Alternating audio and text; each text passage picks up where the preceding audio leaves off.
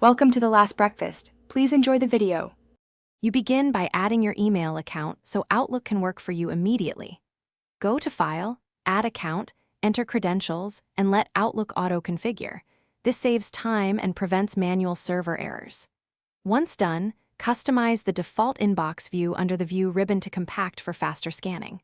Make sure to sync folders and enable offline mode if you expect weak internet. That way you still have messages locally and can keep working without interruptions. Now you refine how mail flows into your day. Create folders and set rules to auto-sort incoming messages.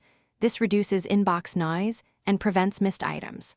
Once rules are active, build quick steps for repetitive combos like reply and move, which saves minutes every day.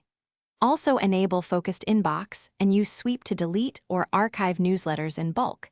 These tools keep your priority mail visible and support a clear workflow, so you can focus on what needs immediate attention. Finish by linking calendars and finalizing settings so Outlook becomes your central productivity hub. Add or share calendars, subscribe to online calendars, and color code events to visualize commitments quickly.